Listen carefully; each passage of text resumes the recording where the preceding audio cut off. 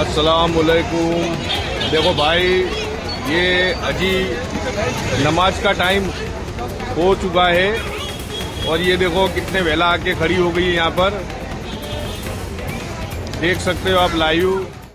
जरा आप सोचिए कि कोई बेजुबान किसी की आस्था को समझता हो, किसी के धर्म का सम्मान करता हो, किसी की भावनाओं को जानता हो। और सबसे बड़ी बात है कि जो रमजान का महीना, इस पाक महीने में जब रोज अजान हो रही हो किसी मस्जिद के सामने और एक बेजुबान जानवर वहां पर खड़ा रहे, एक दिन नहीं, 2 दिन नहीं, रोज, जब तक रमजान का महीना चलेगा। और ये केवल इस साल नहीं, हर साल इसी की तरह। और जब तक नमाज अदा की जाएगी तब तक वो वहां पर खड़ा रहेगा, उसके बाद फिर वो जानवर चला जाएगा। क्या शिक्षा दे रहा है, कितनी खूबसूरत वो तस्वीर है। और जिसको कैमरे में जो कैद करता है, जो उसको देखता है, तो सोचिए कि किसी न किसी रूप में वो जानवर के अंदर कोई न कोई होगा, कोई न कोई देवता होगा, अल्लाह का कोई न कोई बंदा होगा, जो रोज जब आयात के कलमे पढ़े जाते हैं, जब रोजा के दिन नमाज अदा की जाती है, तो वो वहां पे खड़ा रहता है। वो पूरी घटना आपको बताएंगे, पूरी तस्वीर आपको दिखाएंगे, इसके बारे में डिटेल से बात करेंगे। इसके साथ ही एक और बात करेंगे, बात हम करेंगे कि किस तरीके से असुद्दीन ओवैसी ने प्रधानमंत्री मोदी को घेरा है, इस विषय पर बात करेंगे। इसके साथ ही यह भी बताएंगे कि आखिर कुछ मुस्लिम कर्मचारियों के ऊपर एफआईआर सिर्फ इसलिए हुई क्योंकि वो नमाज पढ़ रहे थे। इस खबर का जिक्र करेंगे। इसके साथ ही आपके सामने खबर भी लाएंगे जो होगी साक्षी महाराज से जुड़ी हुई। फोन पर उन्होंने क्या बातचीत की है, उसकी पूरी फोन रिकॉर्डिंग हम सुनाएंगे, तो हमारे साथ आप जुड़े रहें। पूरी वीडियो आप अंत तक देखिएगा। मेरा नाम अभिषेक तिवारी है और आप देख रहे हैं the live TV. The live TV, सच सबसे आगे। गुजरात के पालनपुर से ये जो तस्वीर आप देख रहे हैं मेरे साथ, ये तस्वीर वहीं से निकल कर आई है।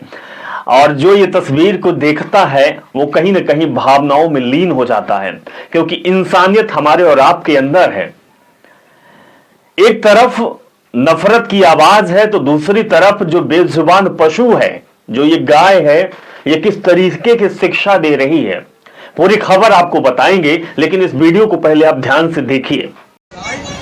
अस्सलाम वालेकुम। देखो भाई, ये अजी नमाज का टाइम हो चुका है और ये देखो कितने वेला आके खड़ी हो गई है यहाँ पर,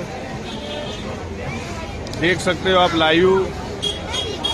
और लोग यूं कहते हैं कि बोले वो साल की वीडियो है। नहीं भाई, ये हकीकत में ये 2026 रमजान की वीडियो है। अब आपको खबर बताते हैं। गुजरात के पालनपुर मस्जिद नूर के बाहर एक गाय रोज आती है, जो आप तस्वीर में देख रहे हैं, इसी तरीके से आती है, कुरान सुनती है और पूरी तरावीह से कुरान पढ़ते समय वो मस्जिद के बाहर खड़ी रहती है चुपचाप, कोई डिस्टर्ब नहीं करते हैं। यहां तो कोई नमाज अदा कर रहा है तो उसको लात घूंसे मारते हैं, उसको घसीटते हैं। और ये जानवर क्या शिक्षा दे रही है। एक व्यक्ति इस गाय का वीडियो रोज अपने अकाउंट पर डालता है ताकि लोगों को यह भरोसा हो जाए कि बात बिल्कुल सत्य है। गाय रोज सही समय पर आकर खड़ी हो जाती है, बिल्कुल शांत खड़ी रहती है और तारावीह के बाद वो अपने आप चली जाती है, उसको भगाना नहीं पड़ता है, रोज की तरह। ईशा की नमाज और तारावीह दोनों खत्म होने में लगभग 1.25 घंटा लगता है और इस पूरे समय गाय के मस्जिद के बाहर खड़ा होना और बिना किसी को परेशान किए चुपचाप अपने रास्ते से चला जाना बेहद ही अद्भुत लगता है। और अद्भुत लगता है और लोगों को भी लगने लगा है कि अल्लाह का जो बंदा है, या फिर कहें कि अल्लाह किसी न किसी रूप में उन लोगों के सामने आ ही जाते हैं जिनके अंदर श्रद्धा होती है, जिनके अंदर आस्था होता है, जिनके अंदर विश्वास होता है। क्योंकि रमजान का पूरा महीना बिना कुछ खाए पिए, पानी के बूंद तक अंदर नहीं जाती, और लोग मुस्लिम समुदाय के भाई बहन हमारे रोजा रखते हैं और सूर्यास्त के बाद फिर जो शाम के उनकी जो दिनचर्या होती है, जो उनका लगातार जो उनका चल रहा होता है, उसी हिसाब से वो रोजा खोलते हैं, इफ्तिहार। लेकिन ये पशु बेहद ही चौंकाने वाला है। और ये इसकी जो तस्वीर देखता है हर कोई, मुस्कान भी चेहरे में आ जाती है, सीना भी गदगद हो जाता है और लगता है कि एक तरफ जो हम इंसान हैं वो मुस्लिम भाइयों को परेशान करते हैं इस रोजा के दिन भी, और दूसरी तरफ ये जानवर है कितना प्यारा संदेश लेकर आई है। वाह, बहुत खूबसूरत तस्वीर है गुजरात के पालनपुर से निकल कर आई है। और मस्जिद नूर के बाहर ये रोज इसी तरीके से दीदार होता है। अगली खबर का जिक्र करेंगे। दरअसल खबर ये है प्रधानमंत्री मोदी से जुड़ी हुई। एक तरफ लगातार मोदी को घेरा जाता जा रहा है, मोदी को घेरने वाला कोई नहीं है। देश में तो मोदी भक्ति चल रही है, विदेशों में विदेशी ताकतें जो है वो घेरने का काम कर रही है। विदेश नीति, चाहे वो ईरान इराक का मामला हो जहां पर हमारी बहुत सालों से दशकों से व्यापार चलता आ रहा है, मदद भी मिलती है। दूसरी तरफ इजराइल नया देश है, हमारा बन चुका है मित्र। प्रधानमंत्री मोदी का वहां गुफ्तगू करते हैं, हंसी ठिठोली करते हैं, न इंग्लिश आती न हिंदी आती न कुछ समझ में आता, सब भेजे से निकल जाता है। फिर भी झप्पी लगना, गले लगना इतना तो आता है। हंसना प्रधानमंत्री मोदी है। लेकिन इसको लेकर असदुद्दीन ओवैसी ने जमकर घेरा। उन्होंने कहा कि 15 मिनट के लिए गाजा जाए मोदी साहब, गाजा, फिलिस्तीन जाए, गाजा जाए, वहां उनको जाना चाहिए, वहां से भी रिश्ते निभा के आएंगे। किस तरीके से इराक में चल रहा है, फिलिस्तीन में चल रहा है, किस तरीके से गाजा में चल रहा है, जो बम गोले ढकाए जा रहे हैं। 15 मिनट मोदी साहब वहां जाएंगे। असदुद्दीन ओवैसी साहब का कहना था कि 15 मिनट वहां पर जाएंगे तो लौट के ना आएंगे। लेकिन हम कहते हैं कि भाई प्रधानमंत्री आप हमारे यहाँ लौट के आइए, लेकिन एक बार 15 मिनट के लिए हम भी कहते हैं कि जाकर देख तो लीजिए कि माहौल कैसा है।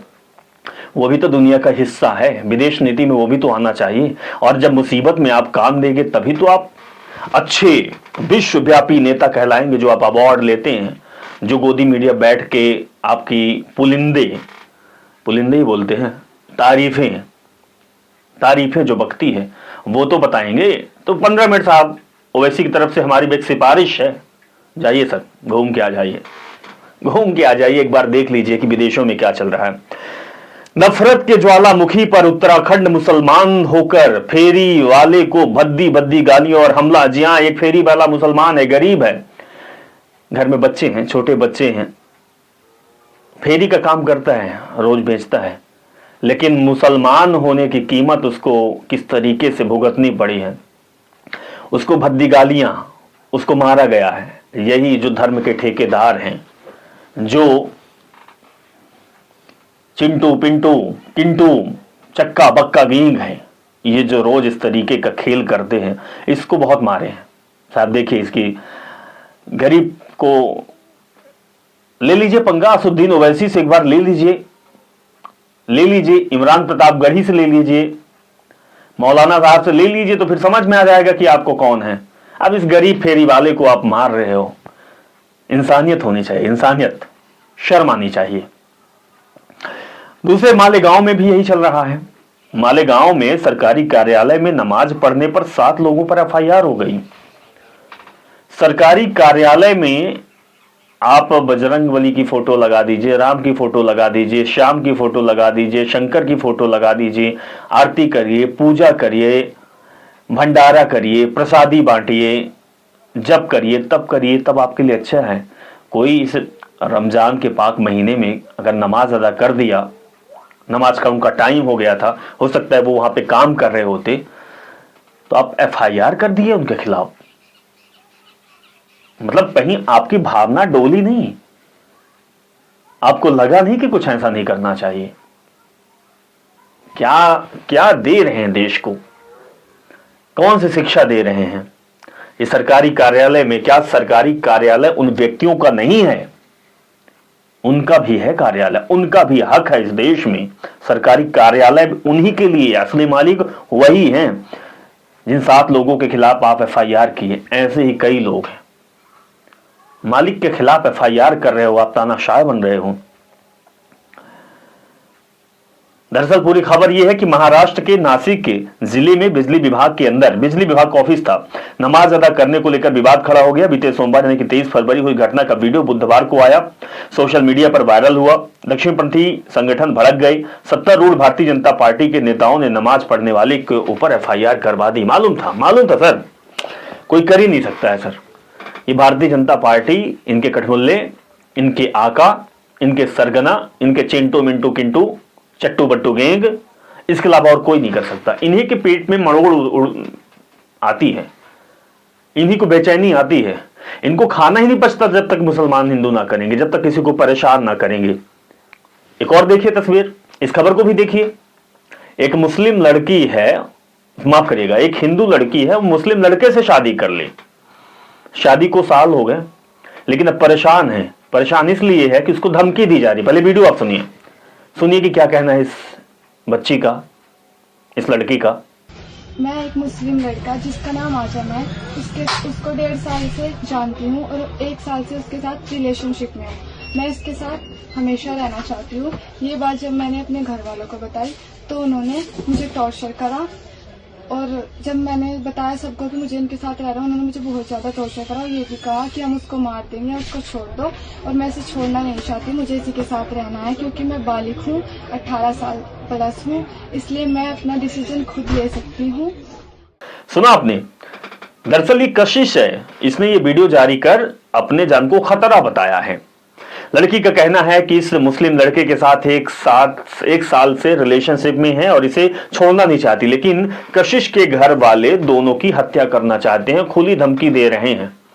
और सोचिए कि लड़की इतनी मजबूर हो गई है कि उसको वीडियो बनाना पड़ा है, सोशल मीडिया पर देना पड़ा है, लोगों से गुहार लगाई कि कोई उनकी मदद करिए, मेरे जान को भी खतरा है, लड़के की जान को भी खतरा है। गुनाह सिर्फ इतना है कि वो प्यार कर बैठी और लड़का मुसलमान निकल गया।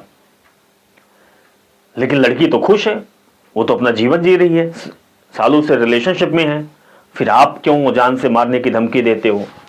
क्या हमारे देश की कानून आपको इजाजत दी है कि आप किसी को जान से मारिए?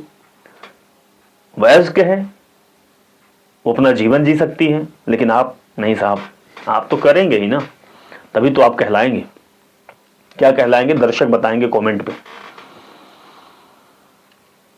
एक खबर ये भी बताएंगे, दरअसल मेघालय में बीजेपी के सीनियर नेता सुनील देवघर ने ईसाइयों और जीसस क्राइस्ट का मजाक उड़ाया। विरोध के बाद माफी मांगी।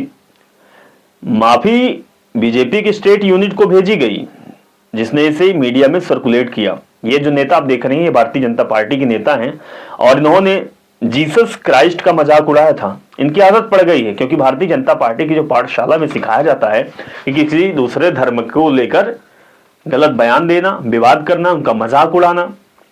तो आप पाठशाला से निकले हुए हैं साहब, शिक्षा जो आपने मिली है तो दीक्षा भी आपको वही देंगे। जो शिक्षा मिली है वो दीक्षा आप देंगे। आप सीखेंगे क्या? इसके अलावा आपसे आएगा क्या? क्योंकि आपको यही सिखाया जाता है।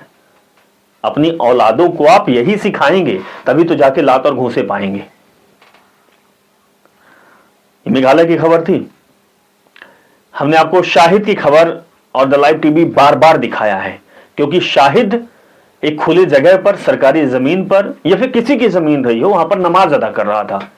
लेकिन कुछ व्यक्ति जाते हैं, मारने पीटने लगते हैं, घसीटते हैं, बदसलूकी करते हैं। उसको लेकर कांग्रेस के जो प्रवक्ता हैं पवन खेरा जी हैं, उन्होंने क्या कुछ कहा है वो सुने। आप इनसिक्योर हैं, आप असुरक्षित हैं, मतलब थोड़ी कि भारत की सभ्यता असुरक्षित हो गई। अरे जहां कबीर चले, नानक चले, गौतम बुद्ध चले, महावीर स्वामी चले, वहां सभ्यता असुरक्षित हो जाएगी एक मुसलमान के नमाज पढ़ने से? अपने खेत में जहां वो मजदूरी कर रहा है, वहां वो नमाज पढ़ रहा है, उसकी पिटाई हो रही है। ये सभ्यता क्या असुरक्षित हो जाएगी? एक मुसलमान गरीब महिला को कंबल मिल गया तो असुरक्षित हो गए आप। लानत है इस पार्टी पर, लानत है मोहन भागवत पर, लानत है आरएसएस पर।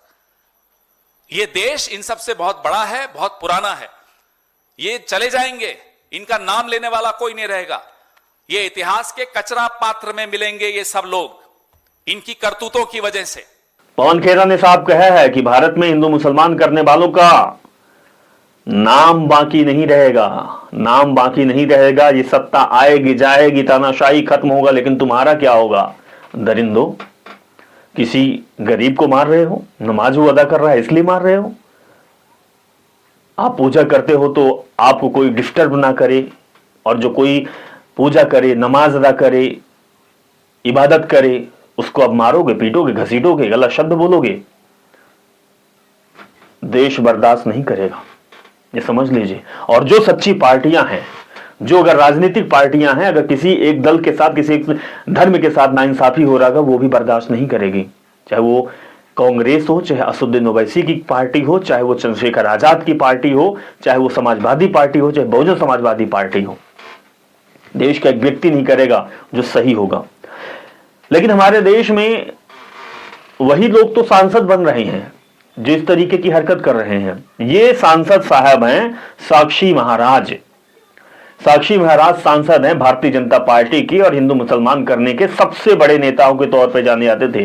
टीवी डिबेट में ये चित्रा त्रिपाठी, अंजना ओम कश्यप और जो गोदी मीडिया है उनको खूब गुदगुदाने का काम करते थे बैठ के, हिंदू मुसलमान, नफरती भाषण, नफरती बातें। अब इनकी रिकॉर्डिंग सुनिए, आप सुनिए रिकॉर्डिंग, फिर बताते हैं क्या चल रहा है। महाराज जी प्रणाम। कौन? मैं उन्नाव जिला से बोल रहा हूँ। चाहिए? सर, अभी जो नई सपा मंत्री फतेह बहादुर सिंह के लड़के अशोक सिंह रजौल सिंह ने नहीं हमारी लड़की को मार के अपने दिव्यांग आश्रम में गाड़ दिया था, हाँ। वो हमारी लड़की थी महाराज जी। तो उस समय जिलाधिकारी ने हमें आश्वासन दिया था कि 25 लाख रुपए दिया जाएगा, लड़के को सरकारी नौकरी दी जाएगी, पक्का आवास दिया जाएगा। सर, उसमें से हमें कुछ नहीं मिला अभी तक के, और जिलाधिकारी उल्टा रिपोर्ट वहाँ पे लगा दिए हैं मुख्यमंत्री के यहाँ कि इनको 8 लाख रुपया दिया जा चुका है। सर, हम बहुत परेशान हैं। तुम्हारे सदर में मिलता है ना जी? ये सदर में विधायक तो तुम्हारे ये है ना पंकज जी? जा चुके हैं पंकज जी के पास 4-5 बार सर, जा चुके हो, कोई सुनवाई नहीं कर रहे हैं महाराज। हम बहुत परेशान हैं। अब हम आपके घर पे आएंगे, वहीं पे मर जाएंगे, जो कुछ करना होगा कर लेंगे। हम बहुत परेशान। हमारे यहाँ काहे को मरोगे? डीएम के यहाँ मरो ना। आश्वासन हमने दिया था, डीएम ने दिया था। डीएम साहब कुछ सुनवाई नहीं कर रहे, जिसके पास जाता हूँ डीएम क्या मरो। सुना आपने, साक्षी महाराज बोल रहे हैं कि यहाँ क्यों मरोगे, डीएम के यहाँ जाकर मरो। पीड़ित व्यक्ति की बेटी का रेप करके मार दिया जाता है, उसे जमीन में गाड़ दिया जाता है, शासन प्रशासन से मदद नहीं होती है। फिर पीड़ित साक्षी महाराज से फोन पर बात करता है। साक्षी महाराज बोल, सुनो मैं कौन होता हूं, तुम जाओ डीएम के यहां मरो। साहब सांसद हैं, आप सांसद हैं, लोगों के सामने वोट मांगने गए थे, शरणागत हो रहे थे। जब आपको वोट चाहिए था तब आप हिंदू मुसलमान सिख ईसाई नहीं देख रहे थे, जाति पाति ऊंच नीच नहीं देख रहे थे, तब आपको वोट चाहिए था। आज जब वही जो आपको नेता बनाया, जो आपको सांसद बनाया, अगर आपसे बोलता है तो आप इस तरीके की बात करते हैं। सर, उम्मीद कहां से रख लिए थे, भारतीय जनता पार्टी के नेता हैं, कहां से उम्मीद कर लेते कि आपकी ये मदद करेंगे। वो मर जाओ, जिंदा रहो, आग के हवाले कर दो, कोई आपको परेशान करे, उनको थोड़ा लेना देना है। और तो खुद ही ये काम करते हैं। उनको तो नींद ही नहीं आती जब तक इस तरीके का विलाप ना देखे, दुख दर्द लोगों को ना देखे। उनको मजा आता है, अच्छा लगता है। ये एपिस्टीन वाले हैं साहब, एपिस्टीन में जो बच्चों के साथ दरिंदगी करते हैं ना, उनको चिढ़ाते हैं, उनका खून निकाल के वो पीने वाली जो चीजें हैं, वो सर एपिस्टीन का जिक्र आता है तो जहन रोंगटे खड़े हो जाते हैं हमारे। क्या उम्मीद करें इनसे। अगली खबर बताएंगे, रमजान के में फलों के ऊपर चूहे मारने की दवा लगाकर बेचने वाले मनोज और राहुल को गिरफ्तार कर लिया। पुलिस ने चूहे मारने की दवा भी बरामद की है। ये जो आपको तस्वीर दिखा रहे हैं, दरअसल तस्वीर में आप देख रहे हैं कि व्यक्ति जो है वो चूहे मारने की दवा किसमें लगाता है, फल में, सेब में, अनार में, संतरा में, केले में। फल इसलिए लगाता है कि रमजान के महीना चल रहा है और रमजान के महीने में जो मुस्लिम समुदाय उधर आबादी ज्यादा थी, आबादी अगर फल लेगी, क्योंकि फल का सेवन करते हैं ज्यादातर, सेवन करेंगे, लेंगे, उनकी जान चली जाए। मतलब हद हो गई, दरिंदगी की हद हो गई भाई, कट्टरपंथा की हद हो गई। हमें खबर बताने तक में शर्म आ रही है। हम सोच नहीं पा रहे हैं कि हम क्या बोले ऐसे लोगों को, ऐसे आकाओं को, ऐसे जाहिलों को, ऐसे नफरती लोगों को। इतनी कट्टरता किसी के अंदर कैसे भर सकती है, और वो भी अनजान लोग, सिर्फ एक चीज जानकर कि मुसलमान है।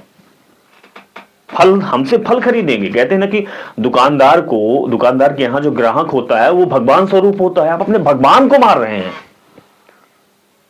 आप किसके हो सकते हैं? किसी के नहीं हो सकते सर।